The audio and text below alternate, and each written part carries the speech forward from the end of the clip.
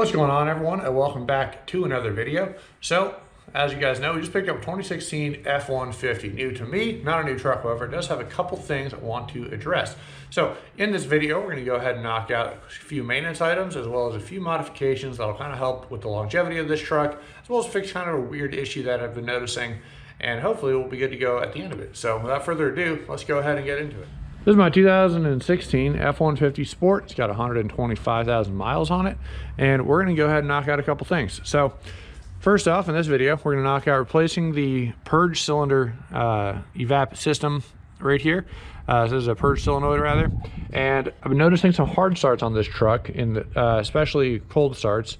It kind of has like a weird rough rumble to life, and today in particular it didn't want to start on me, so I did a reset and it worked, but it still sounded rough. So after a bunch of research, I put a little inflatable glove on this fitting right here, took this off, and when I started the truck I noticed it had vacuum, and turned off the truck, had a little bit of puff, and then it was done. So it shouldn't have vacuum unless it's actually at speed and you're running, so I'm pretty sure this valve is stuck in the open position, which is causing our hard start issues. You may have seen that last video with the actual truck in it. So we're going to replace that today, got a replacement. And then we're also going to add a catch can. So this is the factory PCV valve right here, or PCV system.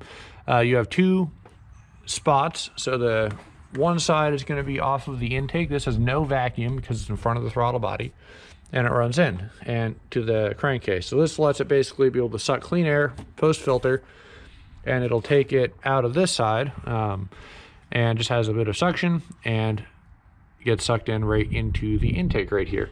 And the idea is to keep out of any kind of weird combustion gases and fuel vapors and stuff that get into the crankcase, and let that purge out of the system and get out to atmosphere after getting burned through the truck. So not a bad system. It makes sense. Almost every vehicle has a PCV system. However, we did wind up picking up a catch can, and that was a sponsored product, so very cool of them, and I'll show that in a minute.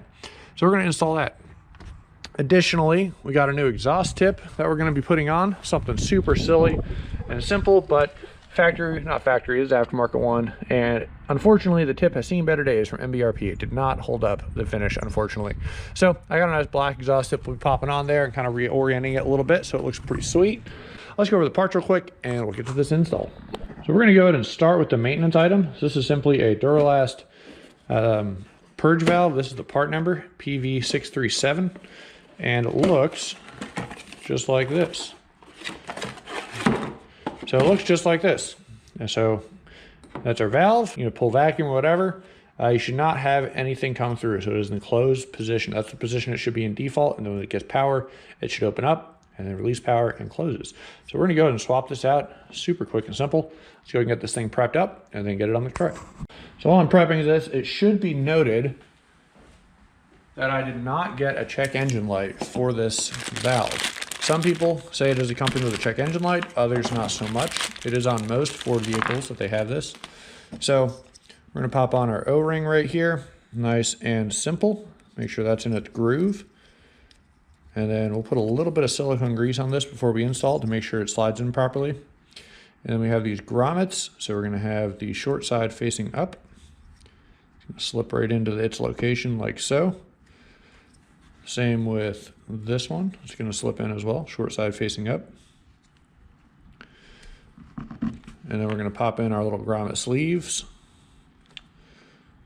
We're just going to help space everything out, keep it nice and happy as it goes in. Same with this one. Okay, and now it is prepared to go in. So let's go ahead and take out the other one on the truck. I will say, now before we do this, I did get 2 codes for a consistently running rich condition for too long. So almost guaranteed it's because this thing is stuck open, so it's sucking in a bunch of fuel vapor that it's not supposed to be, and that is one of the Googleable symptoms that came up. All right, so looking at this, I actually put the grommets on backwards. The thicker side is definitely on the upper side, so no worries. But we have this green clip right here. You can see this tiny little tab right down there. There's one on the opposite side too, so you're going to go ahead and take a pick and pull that inwards and apply upward pressure. There's a little tab on the back and it'll come up. So I'm going to set the camera down and I'll show you what I'm talking about. So we'll unplug it first so you can see a little better. Pop that guy out of the way. And then on this clip, we're just gonna push in and put my hand back here to pull up a little bit. Push it in and pull up.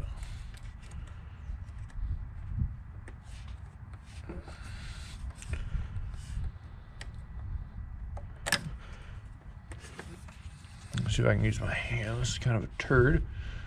There we go. A little applying upward pressure on the back. Take our second pick and pull on the other side, and boom. So that comes up. Pull this off. Work it nice and easy without hurting ourselves, and that is off. And it looks like we have two 8mm screws, bolts rather, on top here. Yep, it is in fact an 8mm. So go ahead and pop those off real quick and change it out.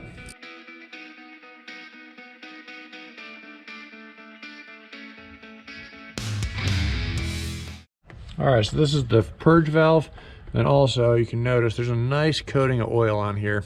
And that's why we're gonna do the catch can, to kind of keep all that stuff happy. But I don't know if you can hear that. Absolutely suck right through this valve. So yeah, it's definitely got a problem. It should not be able to do that. So this valve is definitely faulty. So I put some new silicone grease on our new one. We're gonna go ahead and slide that into the old position. Slide it right in, like so. Easy day. There's no real torque specs for these. Well, I'm sure there are, but it's just going to plastic, so just make it snug and you'll be good to go.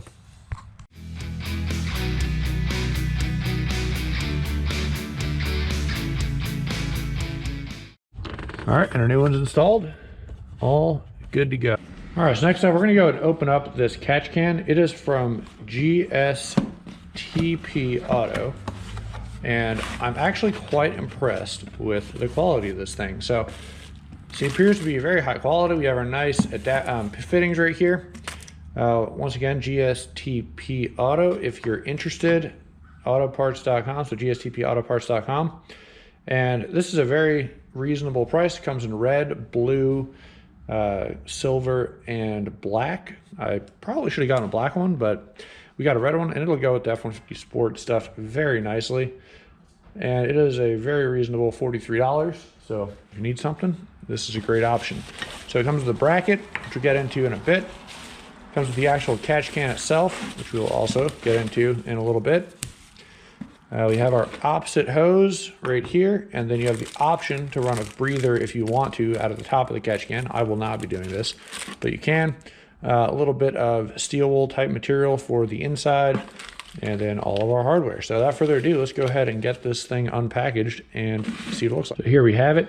So it has a nice little dipstick for your catch cans. You don't have to constantly unscrew it to check. It is something I wish the one on the GT500 had. This is pretty sweet. So unscrews.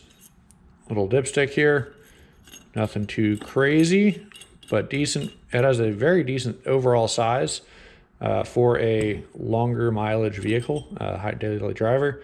That's what the inside looks like. So we're gonna go ahead and take our steel wool and stuff it around. And inside here, I believe, gotta double check, but this comes off. And basically a catch can is a very simple device.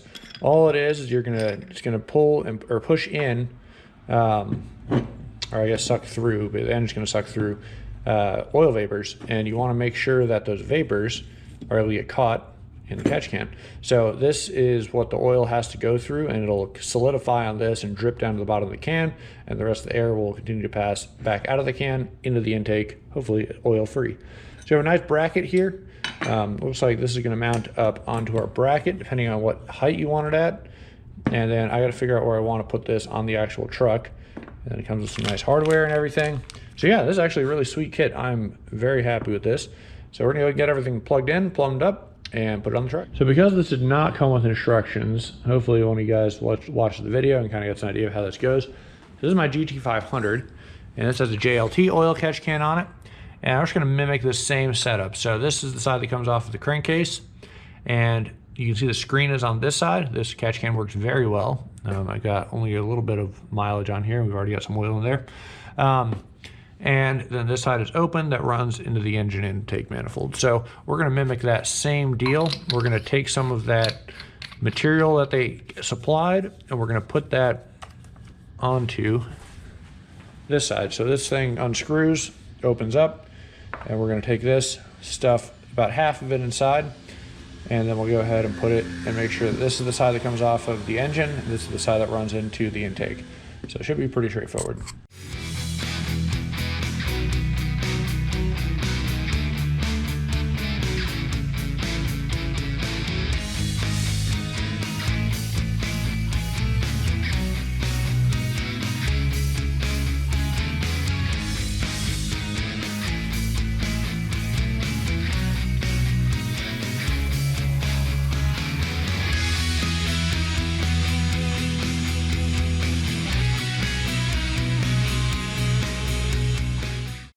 All right, so it's assembled. I think I put this on backwards. I'm going to flip it around.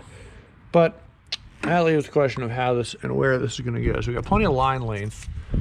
I believe the designed intent is for it to be something like right here, which kind of makes sense based on everything we got going on. So probably gonna have to put 2 new holes in it. The one on the website does not quite look like this, which is fine. Just trying to make sure that we're all good. But honestly, I think right there it's kind of out of the way of everything, and we just got to put some holes underneath the cowl to get this thing to screw in. So they gave us good bits of hardware, so these guys can slip over some metal and then you can tighten them down. So I think that's what we're going to go ahead and do. I'm going to go ahead and play with this and see what I can come up with for where I want it, but I think that's where it's going to be. All right, so what I've decided on doing, I drilled a hole into this bracket right here. That's a little better. Drilled a hole right here. I bent the bracket just a little bit by pushing on it, and I'm thinking this grounding location, it's not actually ground, it's just a holder for this, is the perfect spot. So we'll shove that back there, shove this on here like so, and then I have a nut that will fit quite nicely on there. I think we'll be good to go. Let me put some Loctite on here while I'm thinking about it. Always Loctite everything.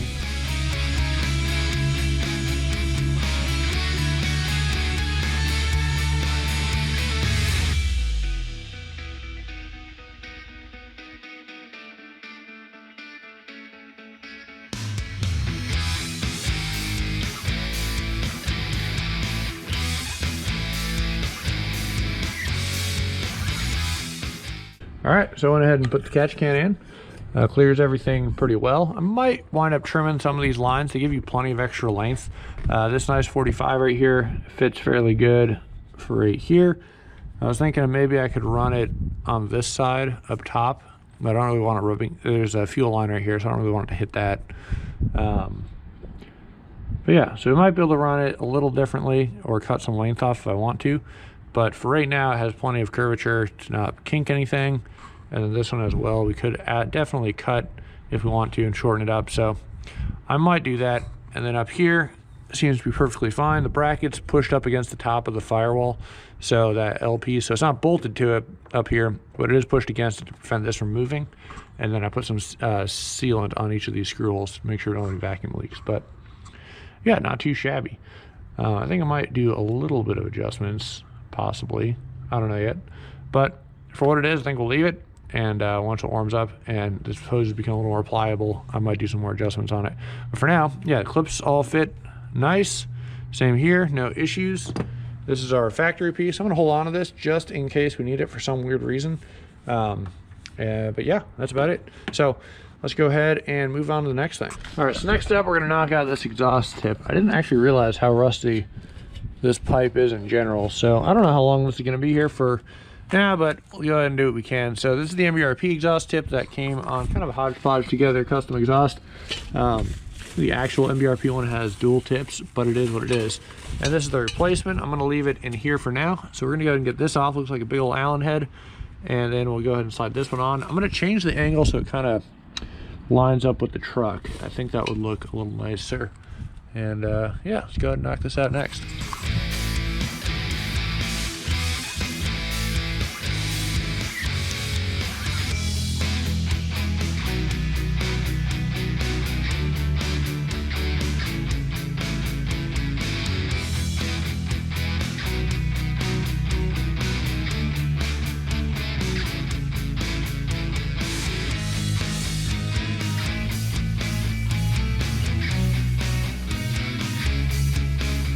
And don't mind my super crappy blade here. I gotta get a new one of these, but this thing was so rusted I didn't feel like pulling up the grinder wheel. It came off almost with no effort, so easy day.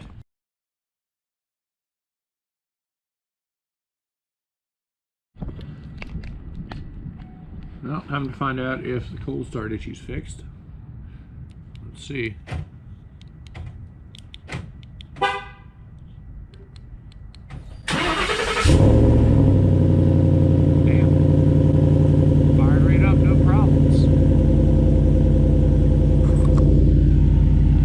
I'm gonna be honest, I think that fixed the cold start issue.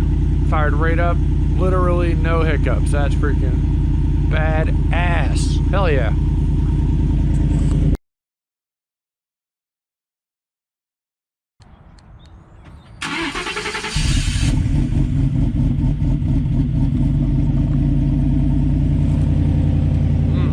A little rough on the cold start there. Well, looks like it's going to go ahead and conclude the video. So everything on the F150 seems to be good to go. I'm pretty happy with it. Super surprised that that actually fixed the cold start issue. Shocked. But other than that, very happy with everything. Exhaust tip looks sweet. The catch can, hopefully it'll be a nice little add-on in there. I understand they don't catch 100% of everything, but I definitely think it helps. And probably the next, I don't know, 2,000-3,000 miles, we'll go ahead and pull it off and check it. I'm sure it'll have some stuff in there. And as long as we can keep most of it out of the intake manifold, I think it'll be helpful. But I don't think that was the cause of our startup smoke. I think that was absolutely that rich issue. But regardless, thanks for watching, guys, and I will see you in the next video. Let me know your thoughts down below. Link to the description for that catch can will also be down below. But once again, thanks for your time, and I will see you guys in the next video.